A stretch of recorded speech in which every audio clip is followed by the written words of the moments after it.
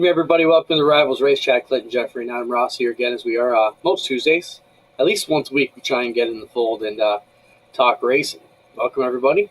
How you doing, Adam? I'm all right, man.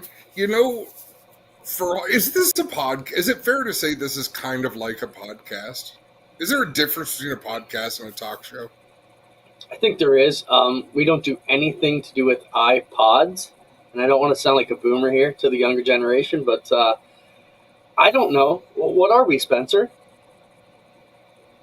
We are a podcast. Okay. So for the first time first time ever, I listened to a couple of podcasts this week. Smartless with Jason Bateman and Sean Hayes and Will Arnott. I haven't seen any. I had never listened to any podcast before, and I was so thrilled to find that theirs is as chaotic. You know, like 4 live microphones at the same time, people talking over each other. It's interesting because, like I say, I'd never experienced. I've been on this side of the camera and spoken, but I'd never taken anything in. And I'm sort of getting back into a routine exercising, and I get on the treadmill and walk and jog for as long as their podcast lasts. You know, the world is kind of falling into Adam Ross's hands here because for years, guys like Spencer and I would flip out because Decker the dog would be licking your hair on the air, or the family would be making noise in the background, or, you know, we just didn't give a shit about any of that, or you didn't, let's put it that way. And now, as we watch more and more of, I think the pandemic really changed a lot of people's ability to go into the studio and keep things as pro as they could be. And Zoom calls a lot like this became the norm. I mean, I watch Pat McAfee. If I don't catch it during the day, it's on YouTube, so I go back and watch that 2-3 hours of sports talk late at night while I'm working. And it's the same thing. They have the same kind of problems we do. Callers dropping out, people talking on mute. It's a lot of the same problems. Hey, before we jump into a show, today we're going to invite Trayton Lapsovich to come on and talk about kicking off his season this week. We got Joe Skotnicki. Joe's had his hands in a lot of things way back as far as NASCAR. Now he runs the Race of Champions Modified Tour. They got dirt action. They got the pavement stuff. So much stuff going on. Joe's also involved with a lot of the racer promoters workshops, and we'll talk to him a little bit about that. And, of course, Tricky Nicky. We know Nick on this channel. If you've seen him, he races the 360s out each weekend, and his big brother Jake's crew chief on the APC Tour. So Nick's going to jump in live from Florida. They're in the campground in Florida. He's going to join us around the 8:45 mark. Got a lot of things to talk about. They are a prolific racing family. I mean, it's not very often you get 2 brothers running in premier divisions completely separate from each other. They will never be on the same card, yet they both race at a top level. It is a great story. And, you know, what a work ethic on both of them. I love how Ron just is the spotter, and he's quite all right to let them fight it out in the pits and figure it out, boys and men. They've done some great jobs figuring that one out, so we'll talk to him. Hey, Mike from South Carolina, our salesman general. Mike is on the road, headed to Florida too. So everybody who's traveling this week, make sure you're safe. Fran, we see you. Doug, we appreciate you guys being here. Randy, Laura, as always, as well.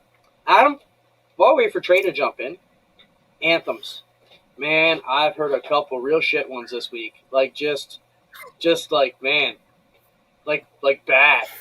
Like, to the point that do we need them at the races anymore? It's scary, man. Instrumental, please. Because nobody will come and perform the anthem on an instrument and be as bad as some of the singers that we are experiencing. Ooh, this is not slope too, but you're not that far off. But man, this is not limited to motorsports. I was just going to say that because I used to be a Bulldogs announcer, and they bring in the grade 1 school from, you know, Prince so-and-so school in Hamilton, and it was terrible. Fran, I don't know, were you there the night when the violinist played at Humberstone? I like to tell that story, but we won't get into it. Man, the kid knocked it out, but it also could have been a squeaky cat killing, you know, bagpipes incident on the anthems too. It just, wow, man. I saw one from Florida last week, and even I actually had to call, like, my dad. I'm like, Dad, I got to rewind this one for you. This is unbelievable. there was at least one incident last year when we were on tour when you and I were looking at each other in the booth, and we were thinking, oh man, has the singer ever even heard the anthem? Like, not even a clue of the melody. So just something that made me think.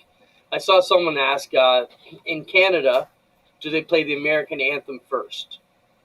And yeah, we do. We typically play the American and then end with the home team. Trayton has joined us. Trayton, if you're off mute, feel free to step in, and let's not waste any of your time, bud. I want to know Trayton, how does your hair never look any different? Like that's you've got some business going on there, but it's like it never grows. Do you have to maintain that like daily, like a megastar does? Well, it's not really a long maintenance procedure. It's like it's a few minute thing. All right. Hey, all right. A lot of racers at your age are starting to lose their feathers, so just be happy you've got lots to still deal with. Go ahead, Adam. Yeah. Sorry for this. Trayton, how excited are you?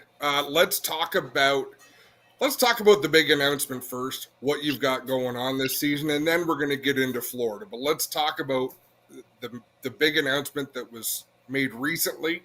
Fill us in. Yeah, for sure. So I'm gonna be full time in the Cars Tour Series next year in the late model stock division for Chad Bryant Racing. We're really excited about it. It's a great opportunity. I've got the backing of Evram and the Bare Knuckle Fighting Championship. So I think we've set ourselves up pretty good, and it should be really exciting. Trayton, did I hear you say you're going to take the car you ran at Five Flags down this week? Are you kicking off with your own car, or did I misread that? Yeah, so the race that we're doing at New Smyrna there, it's part of the ASA Tour, so that's going to be separate from the Cars Tour stuff later in the year. So yeah, it's going to be our own car at New Smyrna. Why the Cars Tour, Trayton? Yeah, I mean, we're kind of, we're trying to find that pathway kind of to get into the States full time at a reasonable price, I guess, pretty much. And, it's the ownership group of the Cars Tour now. You got Dale Earnhardt Jr., Jeff Burton, Kevin Harvick, and Justin Marks there. So they're kind of bringing a lot of exposure to the Cars Tour. There's a lot of big teams going there. There's a lot of attention, really. So it kind of felt like that was the next step. It was a really viable option for us. And like I said, just really lucky to have the support of Evram and the Bare Knuckle Fighting Championship in doing that opportunity. The right opportunity came with the right team, and we pretty much took advantage of it. Trayton, what's the biggest thing you're going to have to adapt going into a new team? You guys have it's not off the mark to say you're most successful when you and your family are controlling your destiny. How is this where you're going to be different in that realm for you?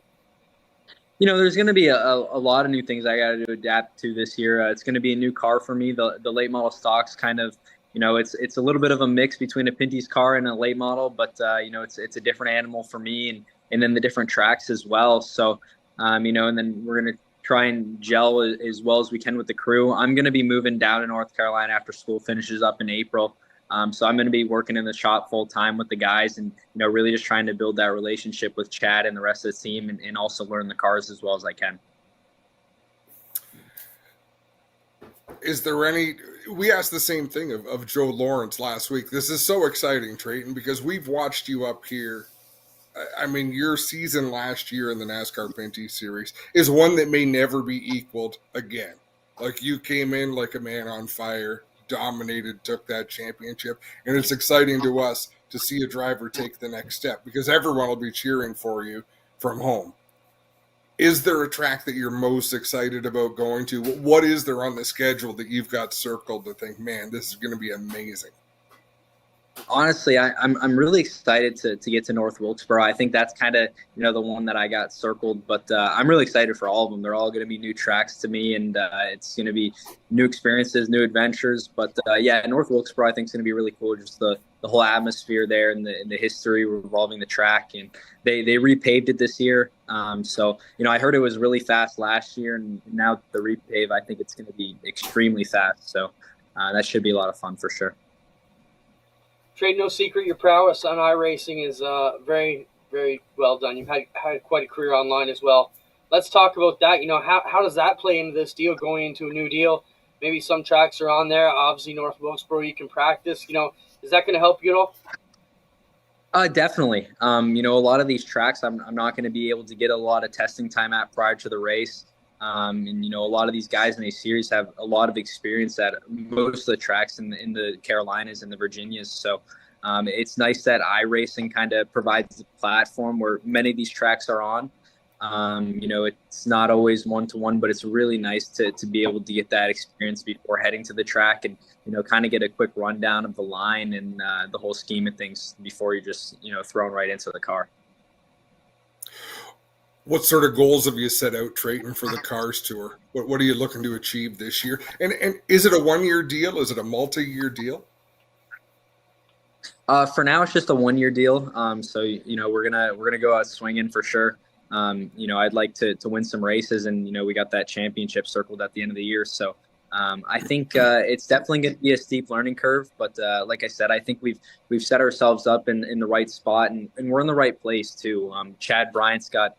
He may not be as well known in Canada, but a really great past in racing, ARCA championships, working with guys like Chase Briscoe and Ty Majeski. So a lot of big shoes to fill. I know Chad's got a lot of experience, and he's going to provide some great cars. So, if everything comes together, I think we could definitely be competing for wins right away. Trayton, on the schooling end of things, we've talked about you going to school. How's this going to affect your school program and schedule? And, is it going to take you away from that at all? And how are you on that path? It's definitely going to be a little bit difficult here as the semester closes. The Cars Tour season kicks off at the start of March. We race March 9th is the first one. So school goes till about the end of April, and you got exam season mixed in there too. So it's definitely going to be busy. There's going to be a lot of traveling back and forth near the end of the school year here. But, I find that if I can try and schedule myself good and stay on top of things, that it's really not a problem. And then, it's nice. A lot of things are online now for our use, so it makes it a lot easier to stay on top of things in that manner. So one of the ways that you manage your schedule and stay on top of things is throwing in an extra race in Florida in February for Speed Race. I love what you're doing here. Talk about the mindset to go down there. Is this just one more way? You want people to know the name Trayton Lapcevich? What's driving that choice?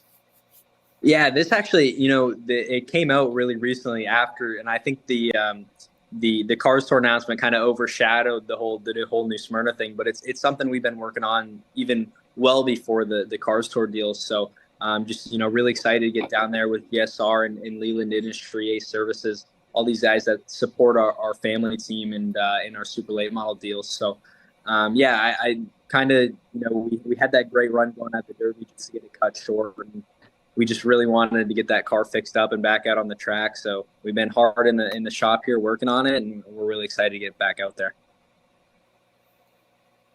Trayton, what kind of who's coming with you from your team to these races? Is your dad going to be around, your brother, or is this just you venturing off solo on your own? No, it's going to be, my dad and I will be towing the car out there. My younger brother is actually already out in North Carolina. He finished school just a couple weeks ago, so he's kind of been on a little bit of vacation and also working down there too, so getting some more experience, and he'll be meeting us down there. Caden's schedule is pretty busy, so I don't know if he's going to make it to the track, but he's always just a phone call away. That's pretty much it. And we're kind of a little shorthanded on the help, but we're going to put in our best effort for sure. What can you achieve at that ASA race, Trayton? Can you contend for a podium finish? Can we see you up there battling for the win? It's definitely going to be tough. I think the field's kind of comparable to the Snowball Derby. I think about all the heavy hitters that were at the Snowball Derby are at this ASA race too. So it's going to be tough, but I think we can kind of take what I learned as a driver and what we learned with the car and kind of improve on that from the Derby and hopefully be even a little bit more competitive. So I think there's definitely a chance that we can be up there and compete for a podium and hopefully come away with a win. Trayton, are we going to see you behind the wheel in Canada at all? I mean, obviously, if you could bring something back and keep it in one piece, maybe we can see you out on the tour when you're not in the States, or is Canada a foregone conclusion for this year? It's definitely not a foregone conclusion. I don't have anything set up as of right now, but it's definitely not out of the question. And, I hope to get back to Canada too a couple times this year and do some racing. We don't want to cause you any trouble, Trayton, so you can actually choose not to answer this. But Sean has asked, do you need to get a work visa to race in the USA? Or do you have American citizenship? Yeah, so I have American citizenship, so it makes that whole deal a lot easier for sure. So born in Canada to an American mom. So that's for those of you asking, right. American moms, no matter where you're born in the world, you're half American or part American anyhow. So. Exactly. Well, for those who don't know, Adam, you got the same deal, right? Yes. But to answer Sean's question, I think it's more complicated than that because a race car driver, I believe, is similar to a prize fighter. You can go anywhere in the world. But a full-time crew person working in a shop down there collecting and paid, that's a different animal altogether. So anyhow, do your homework before you, if you don't have citizenship, do your homework before you go down because you can create all sorts of headaches for yourself if you don't. Trayton, what's the one thing got you most concerned about going into the season? You have a lot of positive things. Is there one thing, as Glenn taught me many years ago, he liked to say, what's that brick in your backpack? What's that one thing that's weighing you down? Right now it's really just getting the experience in the late model stock cars. I think, if anything, I've been really comfortable with the straight rail late models and really comfortable with the Pinty's cars, and these late model stock cars are kind of a whole different animal in themselves. So, I think right now, that's what I'm worried about. If anything, we're not going to get a ton of test time before the first race of the year. But, hopefully we can get out there and kind of get comfortable with the car really quickly. Trayton, with all due respect, when was the last time a Lapsevich entered a race season with their funding looked after for the whole year, knowing that you're going to start the year and you're going to get to the end of the year? It's been a really long time. I'm not even sure I really know the answer to that. The last few years, especially in Pinty's and even APC, was tough too. But we've kind of entered the year and not really knowing how far we're going to get or if we're even going to get to start. So it definitely means a lot to have the backing to do this year and really not have to worry. Trayton, so much has gone on for you. It's been fantastic to see this all play out for you. We wish you all the best for sure as you get ready to roll on down the road, man. Thank you. I appreciate it a lot. Have a blast. We'll be watching. No, I got just one more for you. One more just came in, Trayton. Your brother's got success rolling as a crew chief in the ARCA series. You had to make a business deal to go racing in the States. Did ARCA ever come into the talks? It did. The thing with ARCA is, the costs are way up there. And, kind of, if you kind of go eye for eye, I think the value in the Cars Tour is a lot higher. The thing with ARCA is it does get you some experience on the 1.5 miles and the larger restrictor plate tracks, which is kind of where that advantage is. But, just for the price point of late model stocks versus the ARCA series, I think the Cars Tour was definitely the underlying the best option, and I think it sets us up really good for a future as well. Yeah. So if people want to know what you're up to, Trayton, what's the best place for them to go to find your upcoming schedule, how you did on the weekend, everything they need to know? Absolutely. We're gonna, I'm gonna try and keep everyone updated as much as I can, mainly on my Facebook and Instagram, which can pretty much be found just at my name. And then we're also going to get a website up here really soon, and that should include my schedule, and then also press releases and articles about where I'll be and what I'm doing. Right on, Trayton. All the best, man. We'll be following you. Awesome. Thanks, guys. Yeah, have fun, Trayton. And Clint, I worked for the Lapsevich family back in 2007, 2008. And they were involved with Tim Hortons then, but even then, getting to the end of the season wasn't a certainty. There's always been, and I think some pressure is probably good for you, but that kind of pressure, I mean, that's a lot to take on year after year after year. So this is a huge deal for Trayton and for Jeff and Sherry and the whole family. So let's wish them well. It's going to be fun to watch. Right on. Yeah, it's great to see this class of Canada make its way into the States. We'll be following that throughout the year. Before we take on our next guest, in fact, we can even ask him when he comes on, but can you think of a more poised race car driver or set of race car drivers than Trayton Lapcevich, Kyle Steckley, and Joe Lawrence? I mean, tacticians, they get it. You almost never see them get rattled. There would be a time years ago when guys going down there, you'd be like, yeah, okay, well, good luck, man. You know, it'd be like the pop band from Toronto trying to make it down the States. You'd be like, good luck. But now these guys got legit shots. Like Jason McClellan years ago went down and ran Hooters Cup and did a pretty good job. He was competitive down there. I don't think, again, no disrespect to them, I think these kids are better. They're ready. They're ready to go down there and take on the world. And it's an exciting time to be a fan. It reminds me of the old days when and maybe it's because ASA is now called ASA, but you know where everyone's going to be for that race at New Smyrna. I'm going to be watching. There's something to be said for a name, and it's got my attention. I'll be in Florida next week, so I may just have to go to New Smyrna and check that out on Tuesday. Nobody knows better than our next guest that no matter how much prep you've got and how much work you've done, you still have to get through the ABCs of racing, which is assholes and bullshit to get to championship. So no matter how much prep you got going on, you still got a lot of stuff to get through before you get to host that trophy. Joe Scott Nicky, welcome to the program. Joe, you got a lot going on in the States, man. I don't even know where to tie you in. We kind of brought you in off the top, and I mentioned, former NASCAR employee. We know you with the Super Dirt Car Series. That's how we met you, and now you're on to the Race of Champions for the last, got to be a decade at least now, right, Joe? You've been running the Race of Champions or close to it. Close to it. We purchased it at the end of 15 and started in 16. Don't leave out the Racing Promotion monthly workshops and newsletter, Clinton, because that's happening next week in Daytona. Shameless plug, the 11th, 12th, and 13th at the Shores. So we're looking forward to a really good show there. Now, hold on now, before we get into it. I was just going to say that. That's the whole reason we called you, was to talk about the Racer Promoter workshops. But it's one of the reasons. Before we get into that, Joe, we're going to talk about that. But just if somebody doesn't know what Race of Champions are and they're a race fan, what's the Coles Notes Race of Champions family of classes, let's say? So we have 8 divisions on asphalt now. The highlight divisions, the tour type modifieds, and everybody wants to see those cars, the Grace of God and 600 horsepower.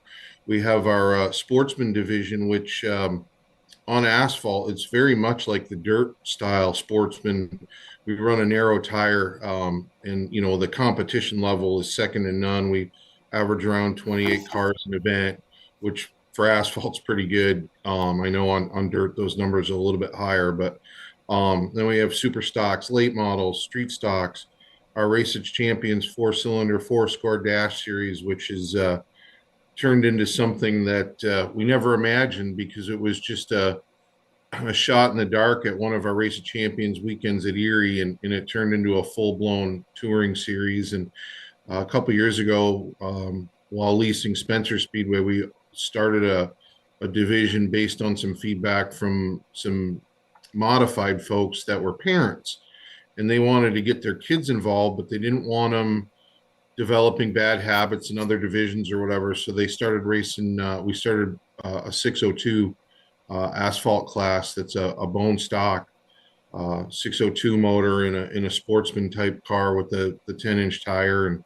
we manage those programs all year long. And then of course we do our dirt sportsman series just to keep our toe wet in dirt. And Adam and you, Clint, especially are great supporters of it and have hosted us at Schweeken every year. And it's just, that place is so spectacular to go to for us, because it's it's one of the best facilities in the country, let alone the Northeast, in the North America. So we manage our fair share of race nights. I think this year we got 36 different race nights, and then with all the sanctioned divisions, it's in the 70s. So summer's pretty busy.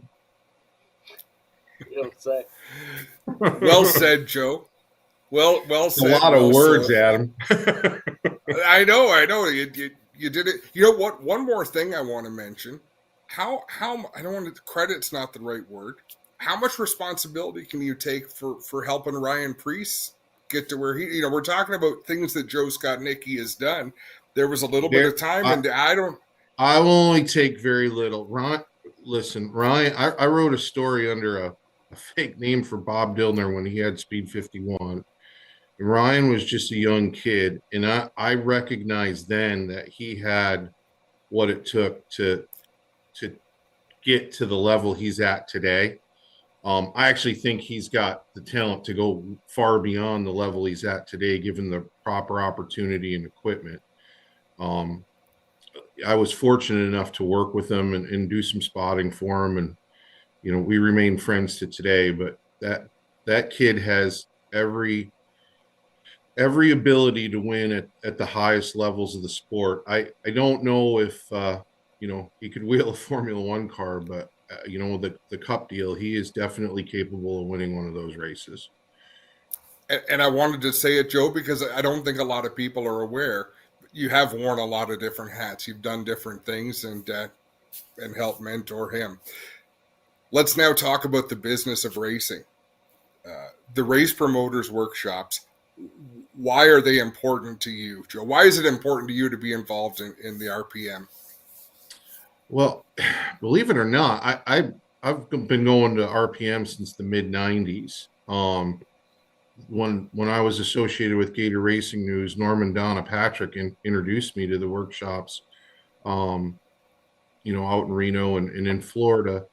And as my career progressed, I kept going to the workshops. And when I became friends with Tom Deary and a colleague of his at NASCAR, Tom really stressed the importance through his family and through attendance and just maybe presenting or my interest in it. I have no idea. Stuart Doty approached us to purchase it, and it was very humbling because it's not a racing series. It's not just a promotion. You're kind of looking after the business of short track racing in a multitude of facets, whether it's weekly drag racing, what we do, what we're accustomed to, the three of us, the short track racing on Friday or Saturday night, or the big events. And we're kind of the steward of helping to educate those folks, because there's not a college for anybody to go to that says, hey, I want to be a race promoter. RPM provides that platform to get you started, get you educated. And year after year, we keep providing the sessions to help keep the industry going forward. Along with the sessions, we have the trade show. And I can tell you in 19, when we first started out, I think we had 24 vendors at the Hilton in Daytona, and we're going to be pretty close to 40, if not right at 40, when we open up at the Shores on Monday morning. So the show itself, I think, based on our passion for the business and those continuing conversations of trying to drive traffic to the shows and telling people that this is our business as well as yours, has increased interest and really started to turn another corner for RPM. It's the 51st year, so it's not something we just started off and said, hey, this would be good to do. Hugh Deary and Stu Reamer started it off in Chicago all those years ago. So Joe, what's the big lesson from this year? What's the big message? What's the one rule that we're all missing the boat on with our promotions? My big message to everyone, and you guys see it at a weekend, and I think we see it in the asphalt late model worlds that we deal with. We just need to figure out how all to work together.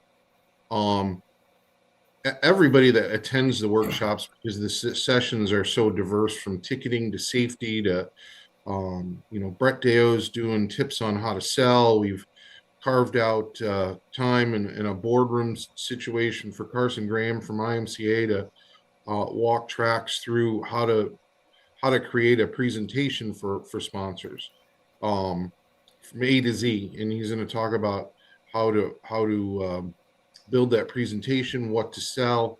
So there's a variety of topics that I can't nail down and tell you the one lesson that you're going to learn. But the veteran RPM attendees always say, if you don't leave with one idea, then you really didn't pay attention. And the one idea pays for your trip. So that's all we try to provide, is really get folks that one idea that helps them.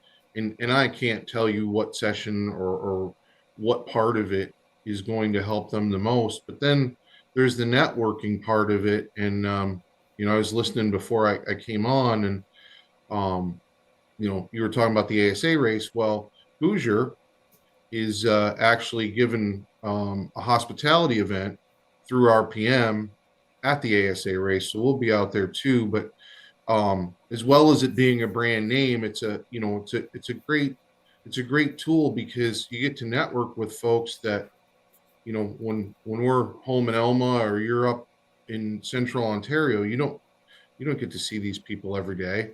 So you get to spend 3-4 days around them and pick people's brains and maybe learn something you may not have known before you got there. Joe, again, you've done a really good job selling it, because it is that networking. And I think the main point that you put across is you don't have to remember everything that gets said during this workshop. But if you can take ownership of one thing, two things to come back and put into practice, it is a pretty slick. I like it because, to me, it's one of the final remaining old school pieces of Speed Weeks. Right? Many things have changed, but that remains. It really is. And it's, it's not even, it's short track Speed Weeks. Speed Weeks used to, when I worked at NASCAR, Speed Weeks started, with the 24, and then we rolled into the Busch Clash on the next weekend, and pole qualifying, and the cars practiced for days on end. So there's always something going on at the big speedway. Now that really doesn't open up till Wednesday, before the 500. So for someone like myself, it's really different, because it just appears and feels different. For the short track racers, it's awesome, because they're the focus. East Bay, Volusia, New Smyrna, the events at Auburndale, it's spot on. All Tech's got their stuff going on early, before things really get kicked off in Daytona. Lake City's a little bit north, so you can hit that on the way down. But it is, and we've kept it on the traditional days that it's been. We have looked at moving it. There's just nowhere really that can accommodate us, or we can move it to. So we've stuck with the tradition, and there's not one thing that I can say about RPM that I can say, well, that's why you have to go. It's the entire experience that makes RPM. And I'll give you a note that we put out, and you guys can help promote this. Canada has never really been included in the regional voting. So my son, who's a pretty smart kid, actually redid the regions. So now Canada, Australia, and New Zealand will be included going into next year. So, maybe the 49th RP will come from somewhere other than the United States. Sure. Right on. And I know, Clint, not to cut you off, but I'm cutting you off. John Casale, of all people, people complain about this and that. John Casale went to a number of those race promoters workshops, took a lot of tips and that back to the Hamilton, Ontario area. So a lot of people, in fact, people from the north want to go to Florida for Speed Weeks. They want to get the hell out of there. So there's always a lot of northern contingent make their way down to Daytona. Clint, sorry, go ahead. Joe, when does the show run? Can you still sign up? And how much does it cost if you're a guy like me? Absolutely. We'll take registrations right up to Tuesday morning, but we'll do 2 hours of pre-registration again on Sunday from 3 to 5. Our friends at Racetrack Wholesale, Dennis and Kim Paul, who live near Kansas City, want to have a Super Bowl party. So reluctantly, we've agreed, being a Bills fan, but so we'll have a watch party at 6 on the projection screens in the main room, and a little bit of food and revelry there. And then the meat of the workshop kicks off Monday morning. The trade show and the credential desk opens at 8, and then we get into the sessions at 9:30, and those sessions run till 5 both days, Monday and Tuesday. It's pretty much the same time schedule. Obviously, the sessions are all different, and the schedule's out in a bunch of different places. It's $325 for the first 2 people from the track, but if you wanted to bring, let's say, your tech guy and your PR official and your marketing person, we only charge $450 for that, as long as you're not bringing another promoter. So if you ever look at going to another convention for another industry or whatever, it's actually a pretty good value. Right on, Joe. We appreciate your time. Anything else you got, Adam? No. For the cost of going to Florida for that week, the price to get into your deal is a drop in the bucket. And again, there's value there. So if you've ever been thinking about it might be a little bit late for this year, but think about it for next year. Joe, have a safe trip down there. Enjoy yourself. And next year, it'll be a big Bills watch party when Buffalo plays the Detroit Lions in the Super Bowl. So make sure it's a big party that time around. That would be pretty cool, and we'd all know that the winning team would burn the city down, so it'll be spectacular. You guys have a good night. Thanks for having me on, and we'll see you down there. Joe.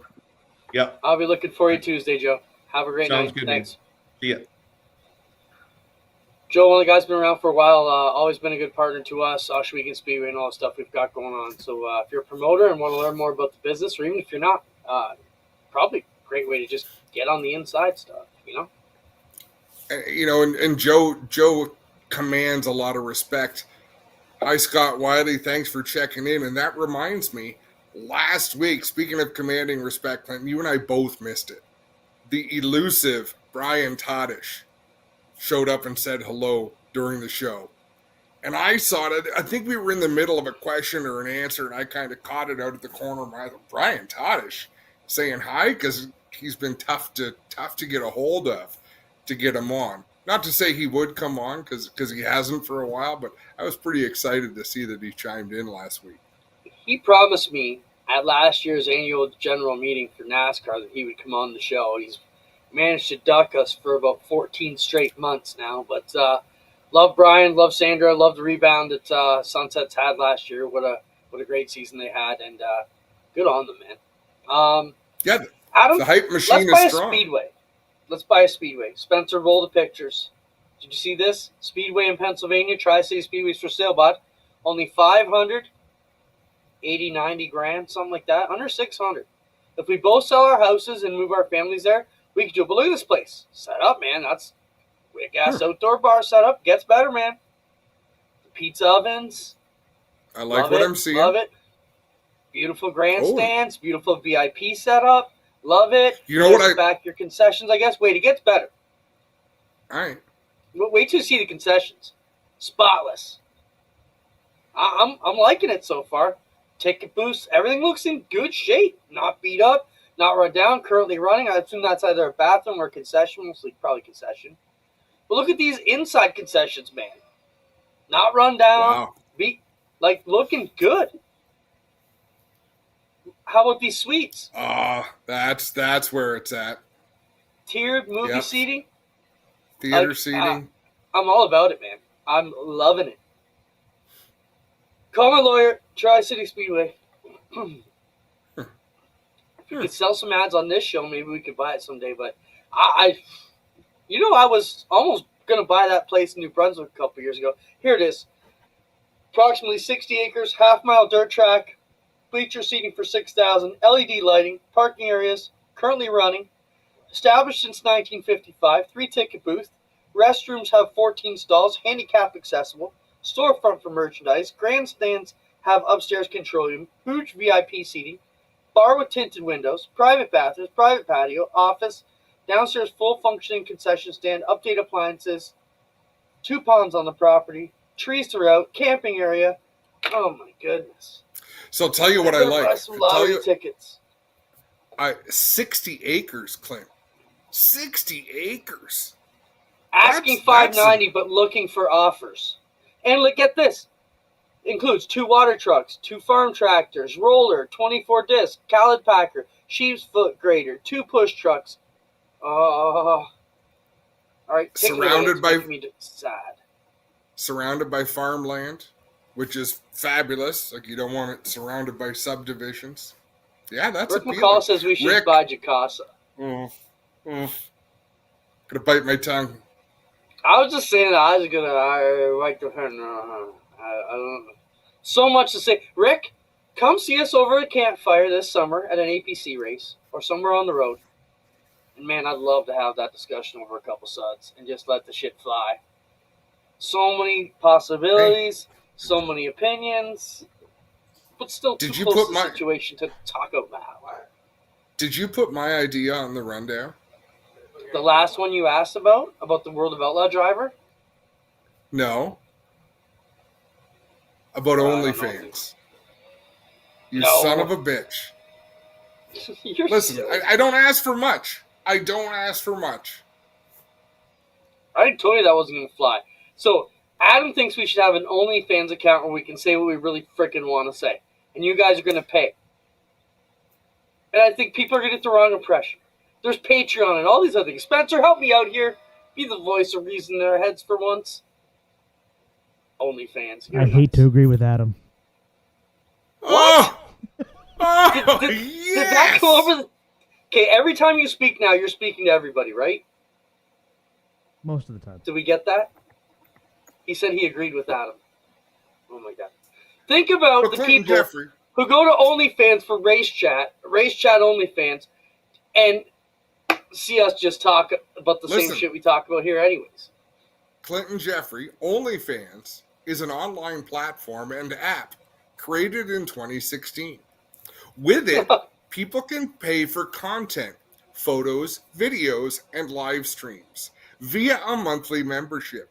Content is mainly created by YouTubers, fitness trainers, models, content creators, and public figures in order to monetize their profession. We are YouTubers. We are not fitness trainers nor models, but we are content creators and public figures. So, choke on it, Geoffrey. I think we should do it. How much do you think people are going to pay to hear us? But man, I love to swear. So if I could just, let it effing fly sometimes and say what I really freaking feel, it'd be great. But, I think what would be good is we could completely pull the hinges off. No, because the same people who would give a shit for what we would say right now would just pay to give a shit for what we said behind a paywall. You know what? I think there's a lot that we... Or can we say, you paid $12.99, so blow it out your ass because we can say what we want? I just think there's conversations that could be had. We filter ourselves. We don't even filter the things that we say. We just avoid the things we shouldn't talk about. And the things we shouldn't talk about. When I say that, I mean things that are counterproductive to what we do. We promote the sport. We are part of this sport. We are blessed to be a part of it. So we don't say things to tear it down. But Spencer's playing both sides of the fence because he said he agreed with you that there should be a race chat OnlyFans, and they said Patreon is OnlyFans for clothed people, which we are. Which I said we should be on Patreon.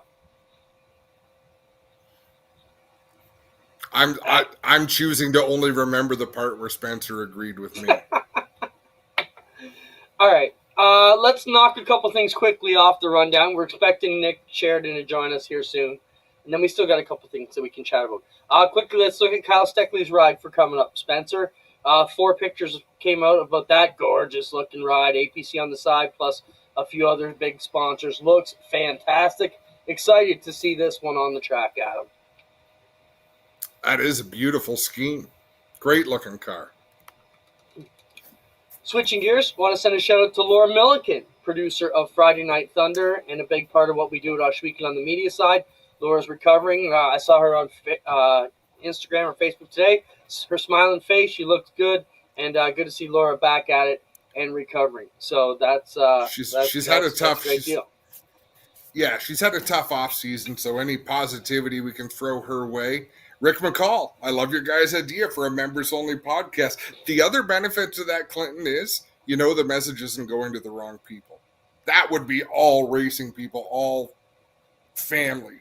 So it's like having a family meeting. We'd have to have like the 2 Christmas battles every week, and we really have to fight to give them their money's worth, because that's what people like when we fight. Let's quickly look at the Ivan Little Memorial, and then we'll jump into Nick Sheridan, who's ready to join us here. Ivan Little just recently passed away, Niagara and modified legend here in the Niagara, New York corridor. Good to see James Little jumping up to put on a big race at Merrittville.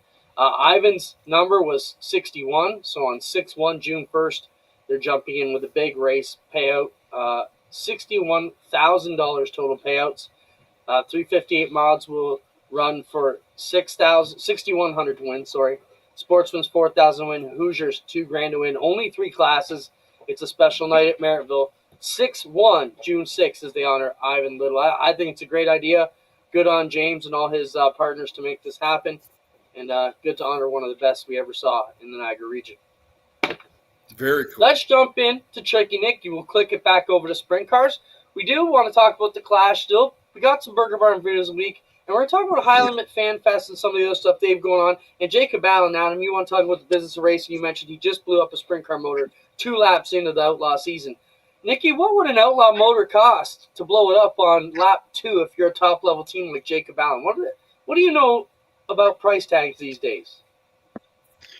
Well, I know it costs a lot. Well, thanks, genius.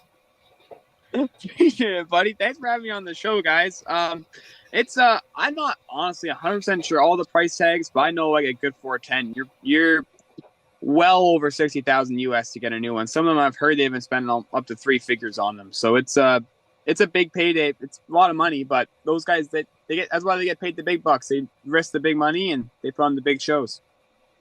We'll get back to that in a minute. Adam, you don't know this, but he's down there helping Joe Lawrence get ready for the big race we're talking about coming up. So take it away, Adam. Oh, that's so cool, Nick.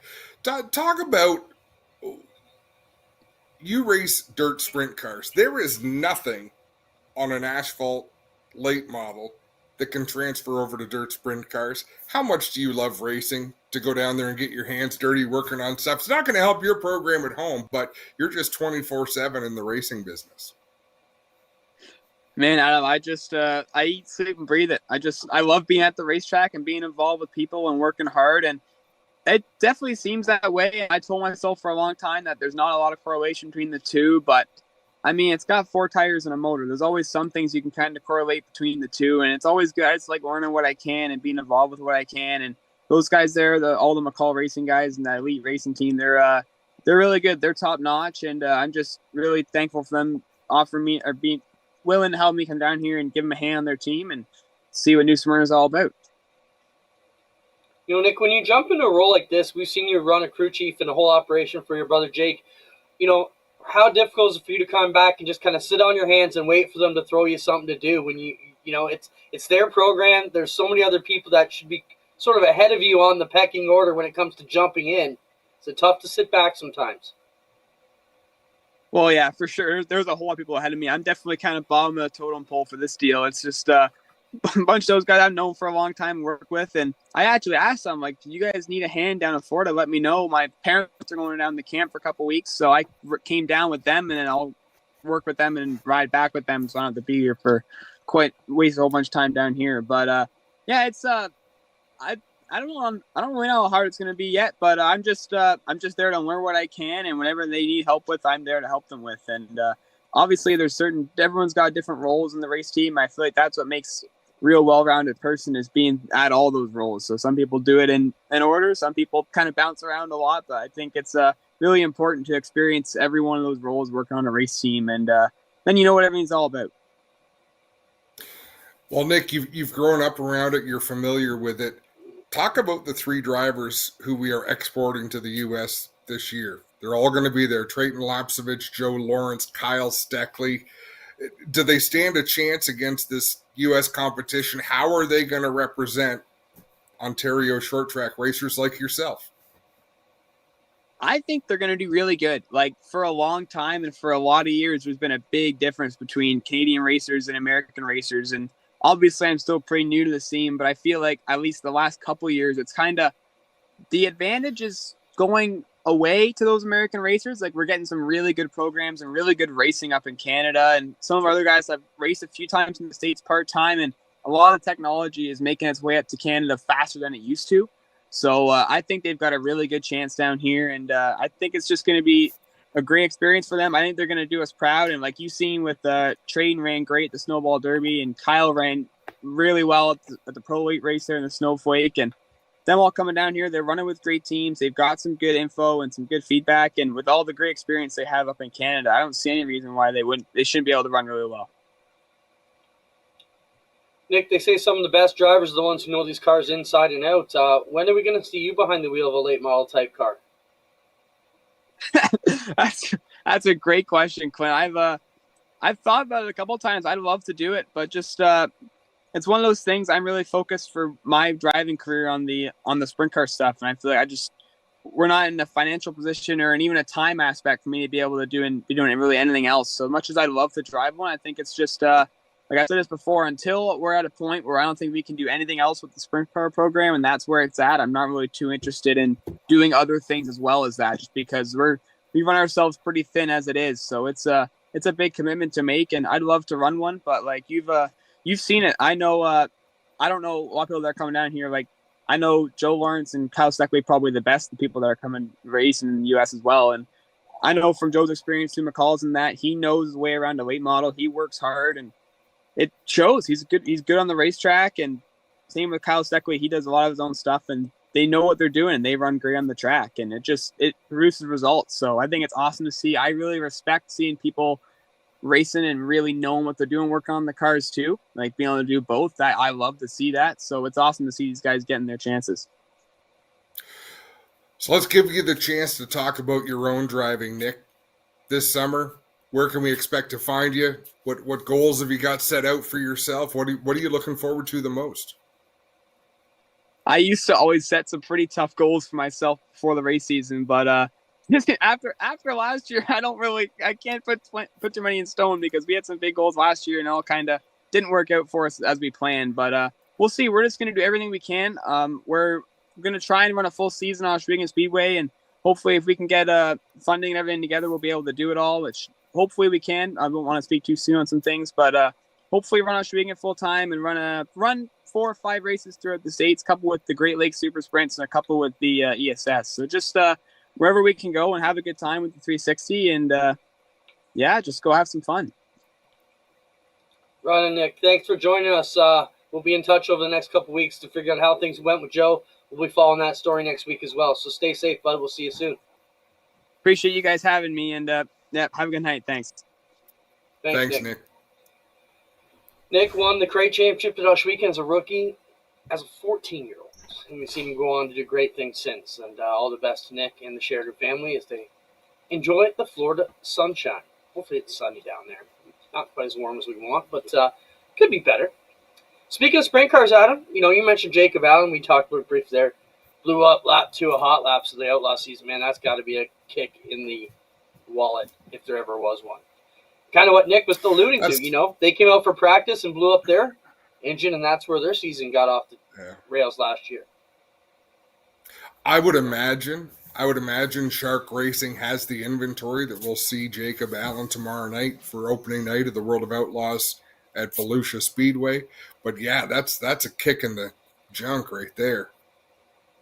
Especially when you blow up and leave a trail of fluid on the racetrack, you've created a bit of a. Now, did he go home? I mean, they're racing tonight. He could have changed that out. No, They're not racing it, just practice tonight. Got you. I see Yeah. they were on the track right before Glenn's racing down there tonight, along with Charlie Sandercock and Wadforth and all the other guys we got down there. Curtis King, Greg Bellier, Ken Schrader. Glenn started. He was Glenn started 14th in his feature, and I don't think he finished in the top 15. It's tough though. There's no heats. You get 2 laps for time trial, and that sets your feature lineup. You know what? But for Glenn, it's perfect. You're getting all the laps every night, right? This is before you get an 8-lap heat race and a consi. So at least here you're getting feature events. You're getting a little bit more time, and you're getting time on a used-up racetrack, right? That's the problem. If you don't qualify for these shows, you don't learn how to drive on a dry, slick track, which is what you need to do if you want to have success. It's just, to me, like when you're in a rental ride, kind of like Glenn is with that Schrader deal, it seems to magnify the lack of practice. When you only get 2 laps, so you don't really get a chance to make your car better or to your own comfortability or whatever you need to do. Not a lot of chances to work on it. Go ahead. When I was down in Florida, when we had Dirt Track Digest, we were down there for speed weeks. The UMP modifieds didn't really turn me on when we started to go down. You're there to see the sprint cars, you're there to see the modified. But then I started watching. And man, I fell in love with those cars there because they are really, really good. Like the 80 or 100 drivers that are down there, they're not a bunch of Joe Blows. They have well set up race cars. They are good drivers. And man, watching them do battle out there is phenomenal. Well, just like the Outlaws, it's the best drivers from all around the country come together. So your best guy from Illinois, he's there. And the guy nobody can beat, Wisconsin, he's there. It's tough to put them all together. High Limit Fan Fest, Adam. This is something that came up in our announcers chat on social yesterday. Throw this one up, Spencer. High Limit at Track Experience Fan Fest has been added to the nightly routine. Held after qualifying for 20 to 30 minutes, the pit area will briefly open for everybody to interact with the stars of the show. I commented that as a manager of a speedway, I love this idea. And as a manager of a speedway, I hate this idea. How do you manage that in 20 minutes without it being a time disaster? I don't want to shit on something that seems really good. That announcement was handled wrong. Once qualifying starts on a race night, Clinton, everything is full speed ahead, building towards the checkered flag of the feature race. You don't schedule anything fluffy on a big event like that between qualifying and the end of the feature. Do it before qualifying, before practice, right? If people want to commit that time, I don't think the release was handled poorly. You're saying the design of the program has been handled poorly because it shouldn't even be at that point in the time. And I don't know if they've got enough quality people involved in the High Limit series that someone should have said, you know what, we can't do this. And I'm saying that, so I've been with the Pinties, NASCAR Canada, since it started. We used to do autograph sessions on the track every race prior to the race. It is hard to get people in and get people out. And that was in a controlled area. That was on the front stretch. So you know who belongs and who doesn't. Right? Because if you don't have a crew uniform on, you probably belong in the grandstands. Well, when you send them into the pits, they're going to blend in with everybody else. Who's ensuring this? How do you sort out who can stay in the pits, who gets out? Like I said, I don't mean to crap on it because I think it's a really good idea. It just can't be done when they're saying it should be done. I also look at the variety of speedways and the just physical layout and geography of the speedway property itself. It would take us an hour to get all our crowd to Wash Weekend and back, even without the wristband, the security, the sweeping everybody out issues. Okay, so a place like Rolling Wheels where grandstand and pits are like right there, maybe you could work it out at a place like that. But a lot of tracks, I mean, most of our tracks up here, grandstand on one side, pits on the whole other side of the track. It's just, I'm anxious to see how it works out. They did have the one idea, the dice roll, that I love. I don't know if we've talked about it much on here, but I'd love to bring that to Oswegan and work out a plan for that. Obviously, one less zero off that. Are you familiar with that, Adam? They're doing the dice roll, so Yeah. you roll 2 dice. One fan rolls 2 dice, whatever number it lands on. That driver, and if the driver starting in that position, 8th, 9th, 12th, whatever can win, they win that many thousands to split with the fans. I think we need to do it with hundreds at Oswegan, and I can make it more accessible for us. So how about that? Let's say Dylan Westbrook rolls, or a fan rolls an 8 and Westbrook starts 8. If Westbrook wins, the fan gets $400. Westbrook gets $400, and we need to do it. A fan at home on GeForce watching, tweeting and sharing their seat wins $400 too. What do you think about that? I think we need to do it. God, it's a great and if idea. It's 12th, then the 12th place guy can win it and give away $1,200. I want to figure it out. I need to figure that out. But I think that's a great promotion that we need to work on. So kudos to High Limits doing a lot of things that are really great. I'm pumped up watching the World of Outlaws practice tonight. They're in Volusia. There is room for 2 premier divisions like this. I agree with everything Joe Scott Nicky said. Speed Weeks is now a short track event, right? Whereas before it was big track stuff. There's a lot of phenomenal things happening with short track racing. So folks, don't lose hope. Embrace some of the awesome stuff that's going on and get behind it.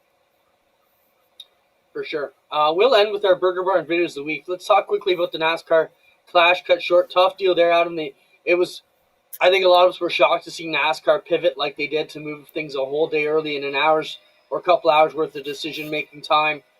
Great to see. I'm still a bit bummed out. How do you not fit an LCQ in there somehow for 10, 15 laps to at least warrant all the teams that made all the trek out there to just send everybody home after time trials? Kind of sucked for me. I think we need to figure out how to work that out. Obviously the Clash is trying to break down new barriers. I think Matt Weaver had a great article, if you caught it this week, just talking about why are we doing the Clash and why are we doing the All-Star race. And, the Clash, I think you may see go to other places, a la Mexico City they're talking, because it can handle a February hot date down there. And let's not forget, for us, Adam, you and I specifically, who are touching with the NASCAR Canada series, that its association with NASCAR International is going to be featured a lot more. So if you're a NASCAR Canada driver here, you got to be happy to see NASCAR Mexico as the support division, even though the weather and everything screwed it all up. To have NASCAR Mexico on that gives us hope when NASCAR comes to Montreal that NASCAR Canada will be the support division. We are going to get tied into a bigger package here. I think we talked about it here a few weeks back. The bigger goal would be to get all NASCAR International on the same package. Now, right now, you got, we're flying, World War II fighters, and they're flying spaceships over there in NASCAR in comparison to the cars. Mid-engine, 6-cylinder, I think. It's just, they're more like British touring cars than they are the NASCAR Canada series, let's call it. But, man, the potential's there to bridge it all. So I think sometimes I want to touch upon that Matt Weaver also said, and I think it like this. He said the All-Star race, though, needs to be moved around each year to significant heritage-worthy short tracks that can get the infrastructure put into them, host the All-Star race, and leave them in a better place than they were. And there was a whole list, and I love the idea. Take it to Slinger. Take it to these other places and put $50,000, $100,000 infrastructure in to host that All-Star race and leave them with a better spot than you picked them up. I think that would be a great thing NASCAR could do for short track America. It's almost like Kraft Hockeyville up here, right? Exactly. You upgrade a place. And let's use Oswego Speedway as an example, right? That place, you can come in there and spruce it up and upgrade it and leave behind. It's good already, but they could leave behind something phenomenal. So, but on a smaller level, Dirt did that with Oswego. Oswego was decrepit 10 years ago. The back grandstands were, a demolition. They were condemned. They all got all that fixed. So many great things have gone into the infrastructure of Oswego because of Dirt. Maybe NASCAR can bring that on as well. And let's not forget, the Clash is all about bringing new people, new faces. It's what we say we need everywhere. So why are we shitting on a Machine Gun Kelly coming out to bring in new people to the Clash right in LA. You know, if you catch Matt's article, it was really good. That's all the commentary I got for you. I have nothing to do with this week's Videos of the Week presented by Burger Barn. Before we get into that, what are we going to do next week? Because I'll be in Daytona. So you're going to get a co-host. We're going to drag it in. You're going to write the Whatever show. you want. We need to do one. I'm happy. We'll be around. Bring in a co-host. We'll call Travis, see if he's available. Maybe Greg I'm just saying. Calvin. Blow the dust off of Greg Calvin. He hibernates in the winter. I tried to get him when you were in Mexico, and he said he had something, and then I moved the show taping. He said he had something. They moved the show taping. He said he had something. I said, why don't you just tell me to blow it up my ass? You don't want to do it.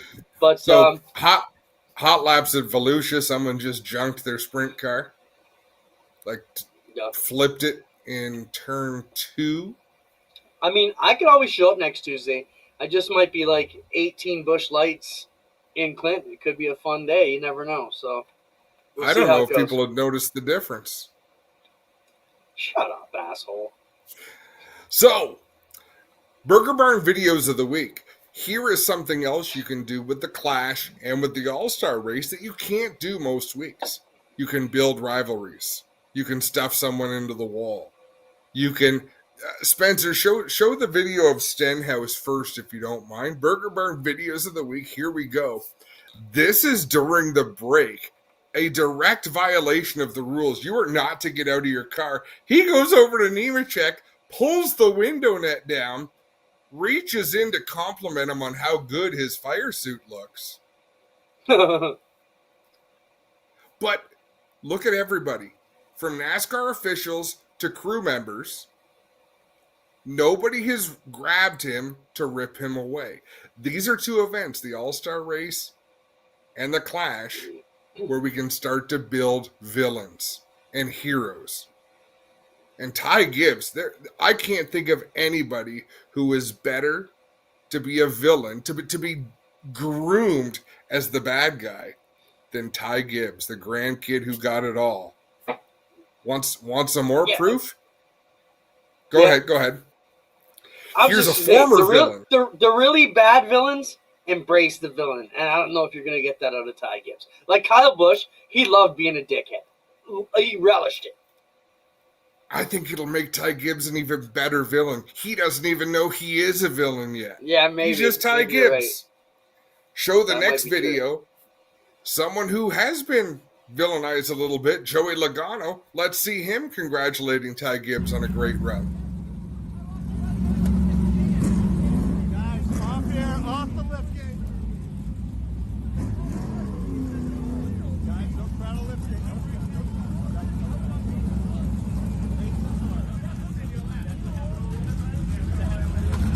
So one difference between these videos, Clinton, and some videos that we would have seen in the past, there is nobody breaking them up. They realize the value of this exchange because nothing has been watched more than these two videos this week of NASCAR. It almost makes you think that NASCAR gave them a talking to that said, hey, if you guys can get in there and say your piece to each other and keep your hands off each other, we'll let you jaw jack as long as you need to. Well, and I think that's it. You know, you're not. Who was it? It was Chase Elliott, and I can't remember who else, but said, "Look, let's go into the lounge." Right? They're starting to talk outside the trailer, knowing everyone's watching, everyone's listening. Finally, they took it inside so nobody could hear. But in this case, great rivalries, great storytelling. This is going to lend itself well to helping tell these stories as the season goes on. Awesome. Another great show. Thanks, Spencer, for all your work. We appreciate it. Adam, good job as well. Thank our guests, of course, Trayton, Joe, and Nick here tonight. And if anybody you want us to talk to, let us know. We'll gladly go out and get them on the program if we can. I'll even forget that you called me an asshole. Those were harsh words. As I was thinking about it, I kind of took it as a compliment that I never get that far out of control that you would never know whether I was drunk or sober either. So I'll spin it to the positive side. Thanks, everybody, for hanging out with us. We really appreciate it. Makes these long winter days go by. I know we all go a bit crazy, but hopefully Tuesday lightens the load for you as it does Adam and I. Absolutely. Thanks, good everybody. show. Enjoy Speed Week. See you next time.